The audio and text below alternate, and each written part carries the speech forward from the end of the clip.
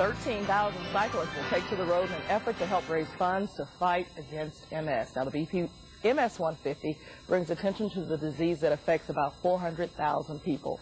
Joining me this morning is Jill Wasserstorm, a volunteer with the MS Society, and Hunter Jaggard, a participant in the ride. Welcome to Outlook Houston. Thank you. Thank you. Thank you very much for being here today. It is a huge event, so big that we even have a team of riders from our station who are participating, and it's all about the fight against MS. Jill, you actually have MS, and when you think of someone with MS, a lot of times you have this picture of someone who is wheelchair bound or something like that. No. Tell me a little bit about living with the disease. I've always been very lucky because I am totally mobile at this point, and every day I wake up and say, again tomorrow. But there are lots of effects, and unfortunately, or fortunately, each person's are different, and so it's a hard disease to control sometimes because what is occurring with me is not occurring with the next person. You can have numbness, you can have problems with your vision, you can have tingling, you can have balance issues. So there's lots of different issues that you can have. When were you diagnosed? 5 years ago. And how has life been since that diagnosis? Well, it's changed my life. I had three small children at the time. I had a 5-year-old, a 3-year-old, and a 1-year-old.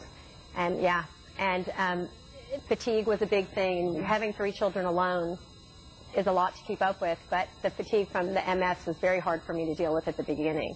But I've been very lucky. I have to take a shot once a week. Every Sunday night I take a shot to help maintain the disease so it doesn't progress.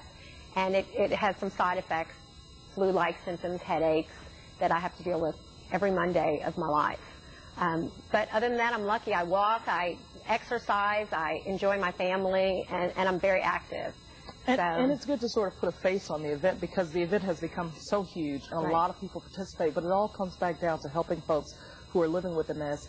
And Hunter, your brother actually also is living with MS. Yes, my brother was diagnosed with MS about 3 years ago, and we put together a team. I think there are about over 100 teams doing this ride, and we put together a team named the Carney Men, and we are raising money for the disease, and it's a great way, the BP MS150, to raise money for this disease. It's something you don't have to be the best cyclist in the world, you don't have to be the best athlete in the world. With a little training, anyone can put together a bike and ride the 2-day event and raise money for now, so you say that real smooth, like you say, with a little training. Yes. Tell me about the training that you have gone through to prepare for this race. We do a pretty strict training regimen. We ride every weekend with about 15 to 20 people. We ride an average of about 45 to 50 miles a weekend. And it sounds grueling, but with a little training, you can get the job done.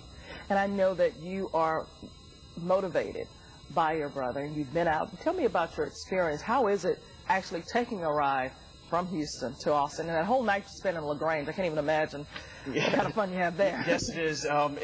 It is pretty grueling, and you get to certain points and certain hills that you think you can't get over, you can't climb, and then you think back to all the people that do have to battle this disease on a daily basis, and that's what gets you up the hill. And as you're rounding that last turn on Sunday, and you see the state capitol in front of you, you look to the side of you and see your fans and the people with MS cheering you on, that gets you across the finish line. I see the picture in my head. So Jill, when you're talking to other folks who are facing MS, what type of advice do you give them? Oh, I tell them first to join the MS Society because there's great information and support there that they can offer. Find a fabulous doctor who will be there for you when you need them to be there. And you know what? MS is not who I am. You deal with it every day, but don't let it be who you are. Wonderful. And now, Hunter, when I get ready for next year, and when I get ready to ride, what's the one thing I need to keep in mind?